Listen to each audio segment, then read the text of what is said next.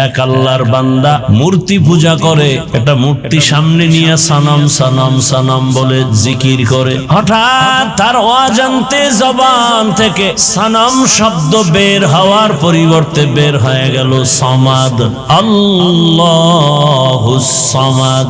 এত বছর যে সানাম সানাম বলে ডাকছে কোনো আওয়াজ নাই, আজ সামাদ শব্দ যখন বের হয়ে গেল সাথে সাথে গাইবি আওয়াজ, লাব্বাইকা ইয়া আবদি।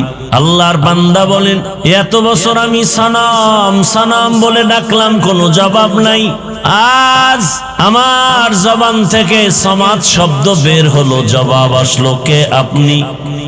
আবার জবাব আসলো, আনা রব্বুক, আমি তোমার রব। আমি অপেক্ষায় ছিলাম কখন তুমি আমাকে রব বলে ডাকবা, আল্লাহ বলে ডাকবা, আমার দরজায় ফিরে আসবা। কারণ তোমাকে কথা বলার শক্তি তোমার মা বাবা কেউ দেয় নাই, আমি আল্লাহ তোমাকে কথা বলার শক্তি দিলাম। দুনিয়াতে আমি আল্লাহ তোমাকে যখন পাঠিয়েছি তুমি দাঁড়াইতেও পারো না, কথা বলতেও পারো না। তুমি দুনিয়াতে আসার পরে তোমার একটাই পুঁজি, কান্নার আওয়াজ। আর তোমার কান্নার আওয়াজ দিয়া কখন কি তোমার প্রয়োজন, এই প্রয়োজনটা তোমার বাবাও বুঝে না, একমাত্র তোমার মা বুঝে। বুঝে সব আয়োজন করেছে। তুমি কান্না করেছো, বুঝাইতে চেয়েছো তোমার বড় ক্ষুধা লাগছে, মা তোমার কান্নার ভাষা বুঝে খানার আয়োজন করেছেন। তুমি কান্না করেছো, মা সারা বাবা পর্যন্ত বুঝে নাই। বাবায় বলে, বাচ্চা কাঁদে কেন, খানা দেও। মা বলে, 5 মিনিট আগে খানা দিয়েছি, আবার কেন খানা দিব? বাবায় বলে, তো কান্না করে কেন? মা বলে, এই কান্নাটা তার ঘুমের আগের কান্না, খানার কান্না না। ঘুম যাবে বিদায় বাচ্চা এখন কান্না করে।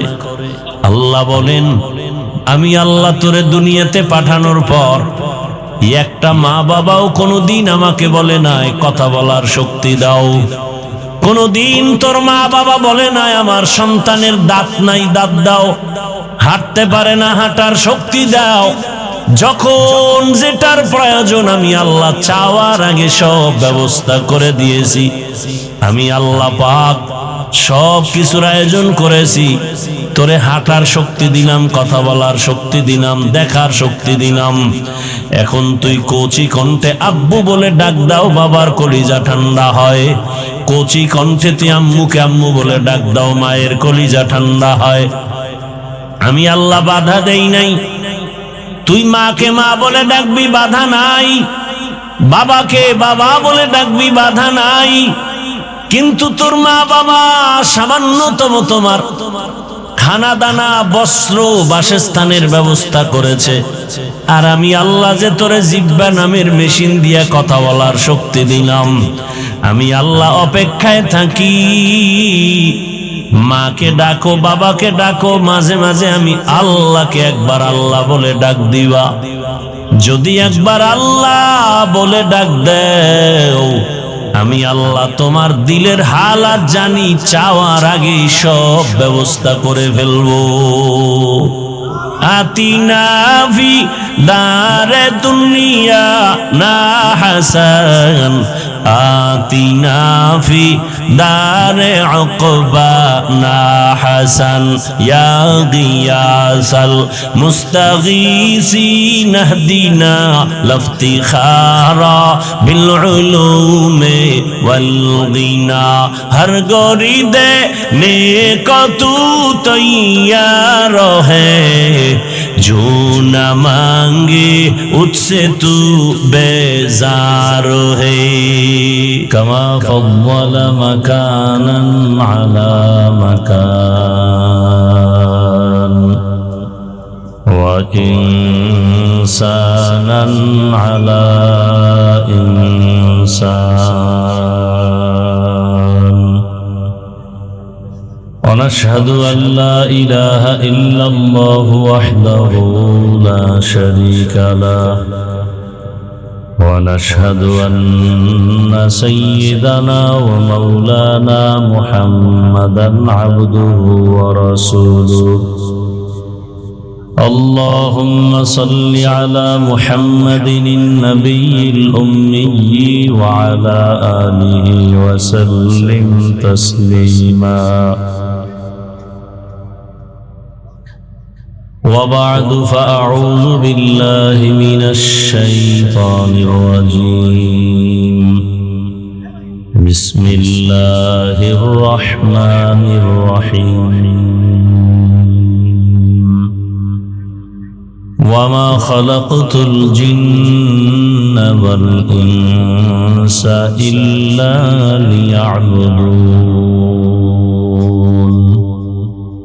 وقال النبي صلى الله عليه وآله وسلم لا طاعة لمخلوق في معصية الخالق صدق الله مولانا العظيم وصدق رسوله الأمي الكريم ونحن على ذلك من الشاهدين والشاكرين والذاكرين والحمد لله رب العالمين سبحانك لا علم لنا إلا ما علمتنا إنك أنت العليم الحكيم رب اشرح لي صدري ويسر لي أمري واحلل عقدة من لساني يفقه قولي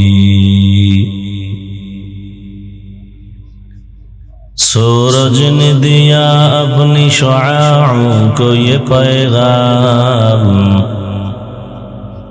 सूरज ने दिया अपनी शुआओं को ये पैगाम दुनिया है आजो चीज को भी सुबह को भी शाम दुनिया है आजो चीज को भी सुबह को भी शाम दुनिया में हो दुनिया का तलबगार नहीं हो दुनिया में हो दुनिया का तलबगार नहीं हो बाजार से गुजर हो खरीदार नहीं हो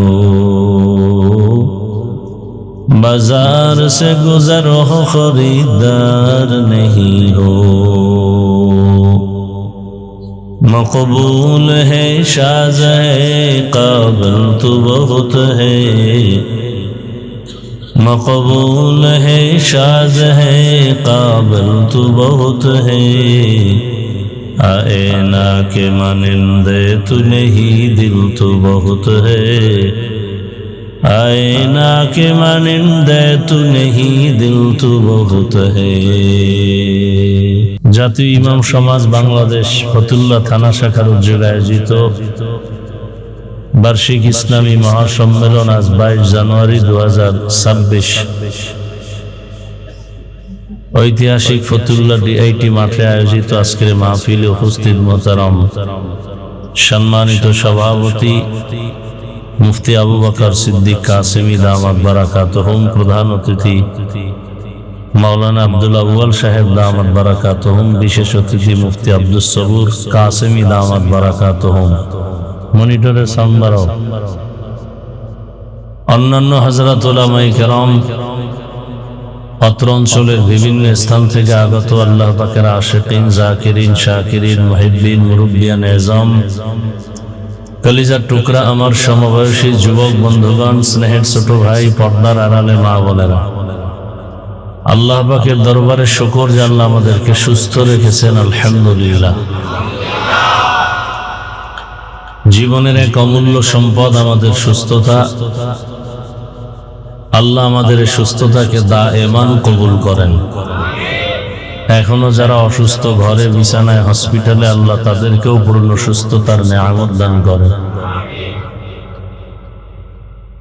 উলামায়ে হযরত আলোচনা করেছেন এবং আলোচনা সামনে চলবে আমি মাঝখানে দোয়া নেওয়ার জন্য হাজির হয়েছি এবং সংক্ষেপ দু চারটি কথা বলার নিয়তে কোরআনে হাকিমের এক আয়াত নবীজির হাদিস থেকে এক টুকরো হাদিস পড়েছি ইখলাস রুহানিয়াতের সমন্বয়, সহি নিয়তে, সহি তরিকায়, সহি কিছু কথা আমাকে বলার মতো, আপনাদেরকে শুনবার মতো আল্লাহ তৌফিক দান করেন। ওয়া মা খালাকতুল জিন্না ওয়াল ইনসা ইল্লা লিয়াবুদুন। আল্লাহ বলেন, আমি জিন ও ইনসানকে সৃষ্টি করি নাই, হ্যাঁ করেছি একমাত্র ইবাদতের জন্য।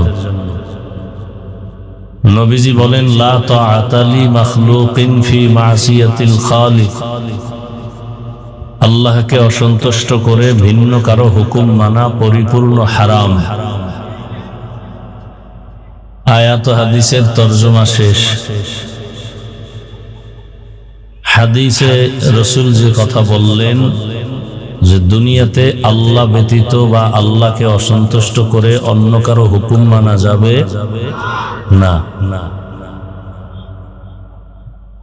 এখন এখানে কয়েকটা কথা, আল্লাহর হুকুমকে অমান্য করে অন্যের হুকুম যারা মানে, এই লোকগুলো কারা, এদেরকে আমাদের চিহ্নিত করতে হবে। দ্বিতীয়ত, অন্যের হুকুম মানে সে অন্য লোকগুলো কারা, যাদের হুকুম মানে আল্লাহকে বাদ দিয়া, এটাও আমাদের বুঝতে হবে। তৃতীয়ত, আল্লাহকে অসন্তুষ্ট করা যাবে না, তার কারণ কি? সংক্ষেপ কথা, দুনিয়াতে যারা আল্লাহকে অসন্তুষ্ট করে অন্যের হুকুমকে প্রাধান্য দেয়, এই লোকগুলোকে এক কথায় বলা যায় এরা দুনিয়া লোভী, স্বার্থপর। দুনিয়া লোভী, স্বার্থপর।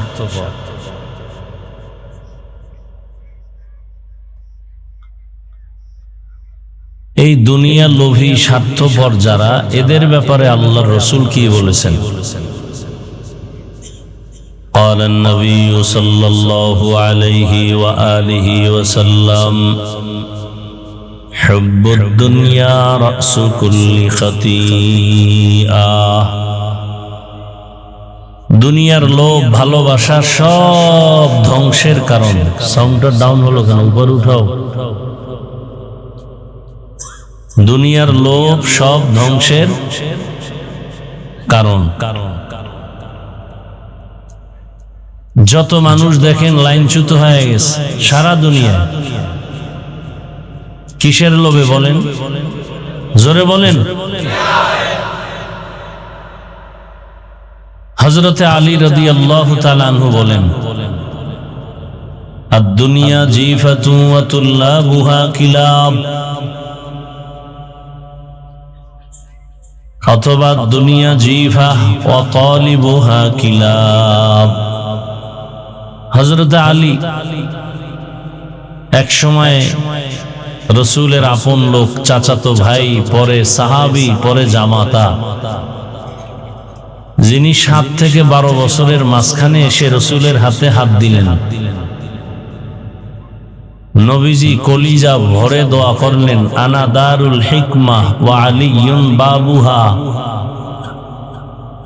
আমি মুহাম্মদ ইলম হিকমতের ঘর, আর এই ইলম হিকমতের ঘরের দরওয়াজা আমার আলী। সে হযরত আলী রাদিয়াল্লাহু আনহু বলেন, দুনিয়া একটা মৃত জন্তুর মতো, এর পেছনে যারা দৌড়ায় এরা কুকুরের মতো। একটা গরু যদি মরে যায়, এগুলো খাওয়ার জন্য মূলত 3 শ্রেণীর প্রাণীরা পাগল পাড়া হয়ে যায়।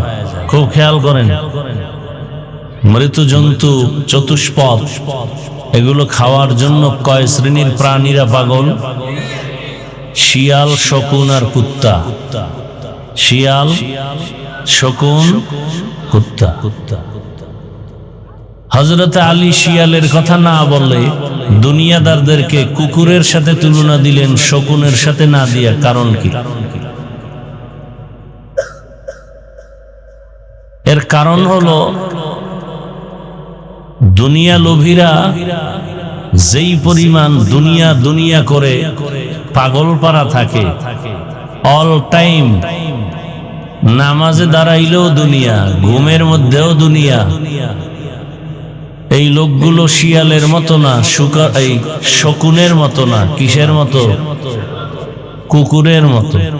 বলে কারণ শকুনে এই মৃত জন্তু দিনের বেলা খায়, রাতে রেস্ট নেয়। শিয়ালে বলেন না কেন রাতে খায়, দিনে কুত্তা দিনেও খায় রাতেও খায়, অল টাইম পাগল। আর খায় কি? নিজে সব খেতে চায়, শেষে নিজে মোটেও পায় না। এই দুনিয়া দুনিয়া দুনিয়া যারা করে, এরা দিনেও খায় রাত্রেও খায়, ঘুমের মধ্যেও দুনিয়া, হাঁটতে চলতে সর্ব অবস্থায় দুনিয়া। শেষ পর্যন্ত এই দুনিয়া দুনিয়া কইরা ওর ডানে বামের বন্ধুরা সব খায়, ও নিজে কিছুই পায় না। কি 10 তলা বিল্ডিং ওয়ালা বিল্ডিংই কামাই করলো বানাইয়া, এখন কলা পাতা বিছায় জঙ্গলে ঘুমায় কেন? হারামে কি নাই? আরাম নাই। তাহলে দুনিয়া লোভীরাই আখেরাতের বিরুদ্ধে, ইসলামের বিরুদ্ধে, আল্লাহ রসুলের বিরুদ্ধে, কোরআনের বিরুদ্ধে অবস্থান নেয়। দুনিয়া লোভীরাই আহলে হকের বিরুদ্ধে চলে যায়, আলেমদের বিরুদ্ধে যায়। আবার আলেমরাও যে যদি লোভে পড়ে যায়, তারাও উল্টা পাল্টা হয়ে যাবে। এই লোভ 3 প্রকার। দুনিয়ার লোভ কত প্রকার? হুব্বে যা, হুব্বে মাল, হুব্বে নিসওয়ান। সম্মানের, চেয়ারের লোভ, ক্ষমতার লোভ। আর একটা হলো টাকা পয়সার লোভ, আর একটা হলো যৌবনের লোভ। ফেরাউন ফকির থেকে ধনী, ক্ষমতার চেয়ারে বসে বলল আমি নিজেই তো খোদা। শুধু খোদা না, আনা রব্বুকুমুল আ'লা, আমি সব থেকে বড় খোদা। কিসের লোভ? কিসের লোভ? ক্ষমতার লোভ। ক্ষমতার লোভ। ক্ষমতার লোভে পড়ে নমরুদ ইব্রাহিম নবীর সাথে কি না বেয়াদবি করলো, ফেরাউন মুসা নবীর সাথে বেয়াদবি। এরকম সবাই। কারুন লোভে পড়ে মুসা নবীর সাথে বেয়াদবি করলো। কিসের লোভ জানা থাকলে বলেন তো? টাকার লোভ। কারুনের কিসের লোভ? টাকার লোভ। যাকাত দেয় না। আমাদের দেশে 3 লাইনের লোভী আছে না নাই? ক্ষমতার লোভে ইমামের উপরে হামলা, ক্ষমতার লোভে আলেমদের বিরুদ্ধে কথা। কি বলে হুজুরেরা আবার কেন রাজনীতি করে? মক্কার কাফের মুশরিকরা বলতো মোহাম্মদ যদি নবী হয় তো বাজারে যায় কেন? নবীরা বাজারে যাবে না। কোরআন হাদিসে যা আছে, আল্লাহ যা করতে বলেছেন, আল্লাহর হুকুম অনুযায়ী করলেই সেটা ইবাদত এবং সেটা করবে, এতে কোনো বাধা নাই। তো ক্ষমতার লোভে পড়ে বহু মানুষ নিজেকে ধ্বংস করে ফেলেছে। আবার কেউ টাকার লোভে সত্যকে মিথ্যা, মিথ্যাকে সত্য, হালালকে হারাম, হারামকে হালাল, শুধু টাকার লোভে পড়ে ভালো ভালো জিনিসকে 2 নাম্বার করে মিথ্যার আশ্রয় নিয়ে এরপরে বিক্রি করে।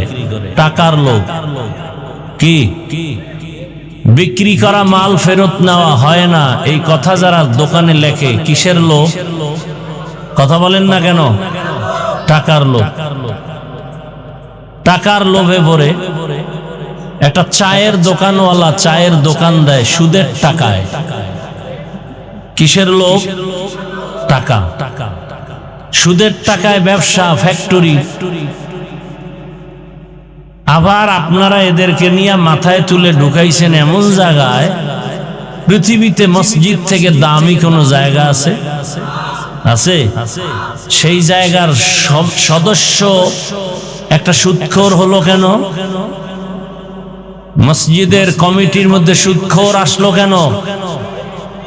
যেই সুদখোর অল টাইম তার মা, আপন মায়ের সাথে জিনার গুনায় লিপ্ত, যেই সুদের সাথে জড়িত বান্দার নামাজ রোজা হজ যাকাত কিছুই কবুল হবে না, সে মসজিদের মতো জায়গার দায়িত্বে আসলো কিভাবে?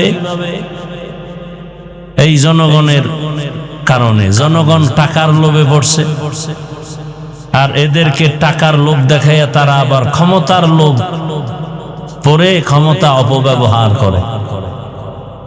কেমন লোভে পড়ছেন আপনারা? অপেক্ষায় আছেন আসবে কবে সে ভোটের আগের রাত, টাকায় সব বিক্রি হয়ে যাবেন পশুর দামে। পশুর দামে বিক্রি হলেও তো ভালো। বাজারে একটা ভালো মানের মুরগি কিনলে 800 থেকে 1000 টাকার প্রয়োজন। ভালো মানের একটা ছাগল কিনলে ফতুল্লায় 15 থেকে 20,000 টাকার প্রয়োজন। একটা গরু কিনলে কত? 1 লাখ। আর সোনার বাংলার আশরাফুল মখলুক আপনারা ভোটের আগের রাতে বিক্রি হবেন বাজার দরে 500 টাকায়। তার মানে আপনার দামটা ছাগলের সমানও নাই। কি বুঝলাম? যে আপনি ছাগলের থেকেও খারাপ, আপনি গরুর থেকেও খারাপ, আপনি শূকর থেকেও খারাপ, আপনি কুকুর থেকেও খারাপ। আপনি মানুষ না অমানুষ। আপনি কি? অমানুষ। যেই চোরারা শ্বশুর বাড়ির থেকে যৌতুক খায়, ওরা আজীবন বউয়ের গোলাম হয়ে থাকে, কথা বলতে পারে না। এই নেতা ফেতা গো টাকা খাইয়া এরপরে এগো আল্লাহর ঘরের মধ্যে ঢুকানো হলো। ঢুকাইছে ভালো, মসজিদ মেরামত করবে, এরা ইমাম আলেমদের উপরে মাস্তানি করে। আর আপনারা তাকায় তাকায় মজা নেন না। এটা অমানুষের কাজ, মানুষের কাজ না। মানুষ কখনো টাকায় বিক্রি হয় না, টাকায় বিক্রি হয় পশু আর অমানুষ। আপনি ভোট দিবেন ভালো কথা, যাকে মনে চায় দিবেন হিসাব করে, সেখানে টাকা নিবেন কেন? আপনাকে ভোট দিতে বলে কেন? ভোট দেওয়ার প্রয়োজন কি আপনার? এই হারামখুরি করে ভোট দিয়া লাভ কি? কিছুদিন পরে আবার দেখেন না, মাইয়ের উপরে হামলা, বউয়ের উপরে হামলা, চিল্লা চিল্লি করে, গাইবি আওয়াজ আসতেছে 500 টাকায় সব কিনে ফেলেছি, চিল্লাও কেন? তোর মেয়ে তোর স্ত্রীর ইজ্জত সব আমরা কিনে ফেলেছি। এজন্য জনগণ ভালো হলে নেতারাও ভালো হয়, জনগণ হারামি হলে নেতারাও হারামি হয়। জনগণ আগে হারাম পচা পায়খানা খাইয়া নেতাদেরকে শিখায় তোমরাও আবার আমগো জায়গায় বসে আমাদেরটা খাইও। তাহলে নেতার দোষ কি? চেয়ারম্যানের গালি দেন কেন? চেয়ারম্যান তো আগে হারাম খায় নাই, আপনারা খাইয়া ভোটের আগে তাকে শিখাইছেন। টাকার বিনিময়ে 1 নম্বরে যদি কেউ টাকা খেতে চান, আমার বয়ানে যে হেদায়েত তা তো না। যদি কেউ প্রার্থী থেকে টাকা খেতেই চান, যে আপনি হুজুরের কোনো তাবিজে ফিরবেন না, তাহলে আপনি বেশি খাবেন, জেনে শুনে খাচ্ছেন। নাম্বার 2, ওয়াদা করবেন যেই চোরারা টাকা দিবে ওদেরকে ভোট দিবেন না। পারবেন? পারবেন? ওরা 2 নম্বর, 1 নম্বর নয়।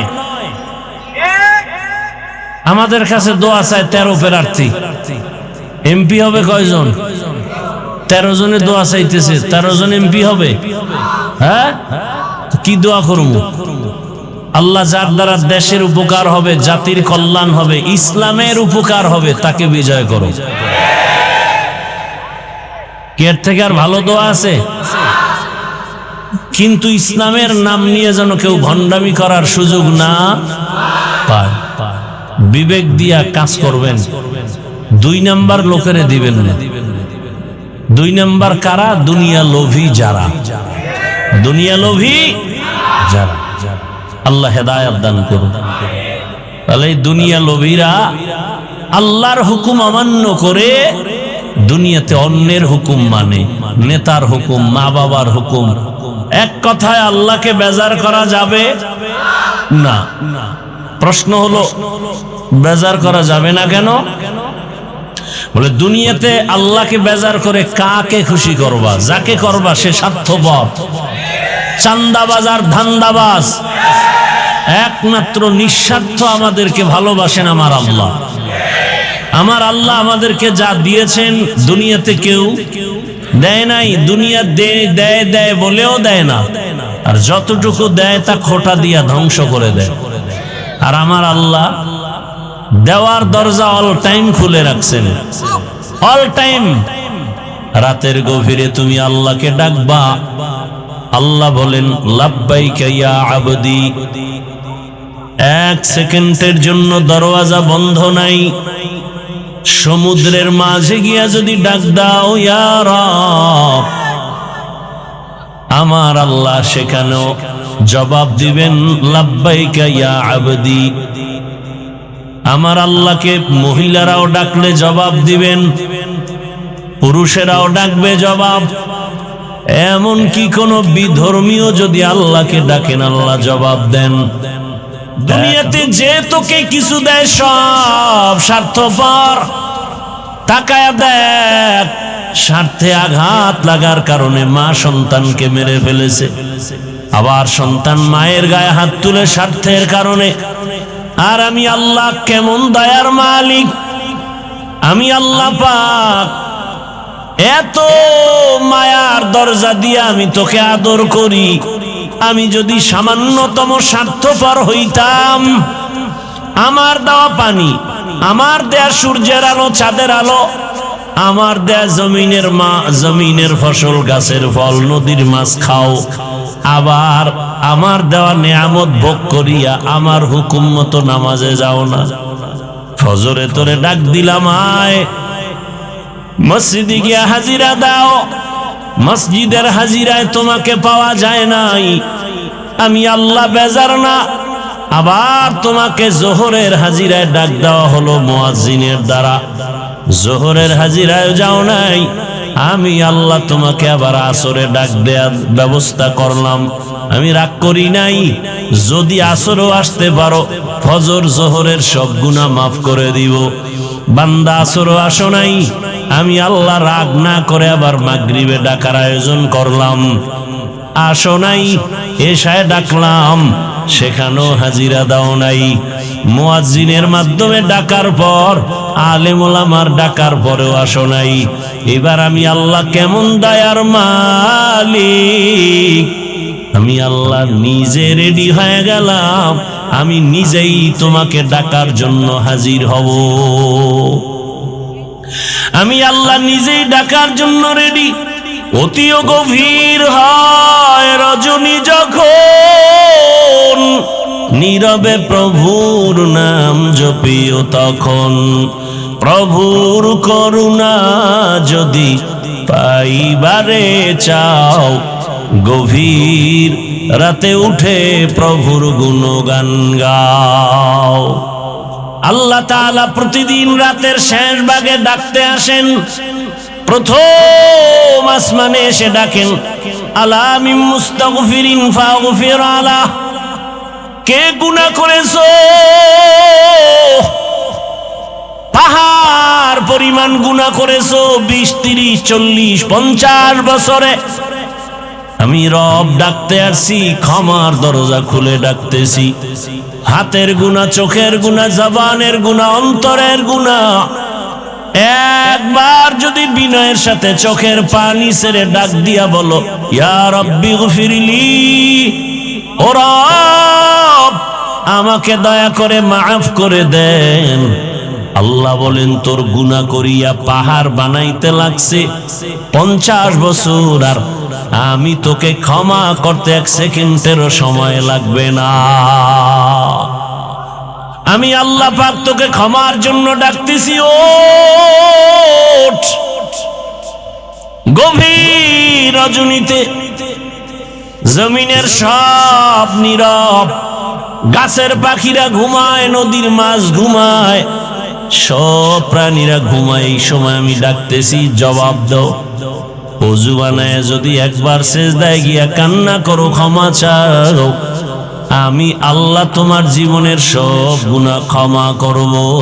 কারণ আমি চাই না কেউ জাহান্নামের দরজা দিয়া ঢুকবা। কারণ আমি আল্লাহ জানি জাহান্নাম কত ভয়ঙ্কর, আর তুমি বান্দা কতই দুর্বল। ওয়া খুলিকাল ইনসানু যায়ীফা, আমি মানুষ বড় দুর্বল করে সৃষ্টি করেছি। আমি আল্লাহ চাই না আমার মোহাব্বতের বান্দা জাহান্নামে যাবে। আমি আল্লাহর জন্য ক্ষমার দরজা খুলে বারবার ডাকতেছি। আমি আল্লাহ যদি স্বার্থপর হইতাম, যারা আমার দেয়া নিয়ামত ভোগ করি আমার হুকুম মানো না, নামাজ রোজা করো না, দাড়ি ওসার রাখো না, আমি আল্লাহ ঘুমের মধ্যে তোকে এমন ঘুম পাড়ায় দিতাম আর সজাগ হতে পারতি না। আমি আল্লাহ চাই না তুমি গুনাহ নিয়ে আমার আদালতে আসবা।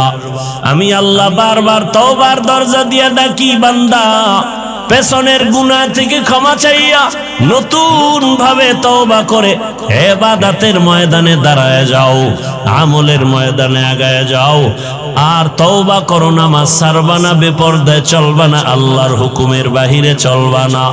তওবা করে যদি আর আল্লাহর রহমতের দরজায় যদি দাঁড়াইতে পারো, আমি আল্লাহ তোমার জীবনের সব গুনাহ মাফ করে দিব। আল্লাহ বলেন, আমি আল্লাহ তো তোমার খানার আয়োজন করেছি, তোমার ঘুমের আয়োজন করেছি, তোমার চলাফেরার আয়োজন করেছি। ও বান্দা, আমি আল্লাহ তোমার যা প্রয়োজন ব্যবস্থা করে দিলাম।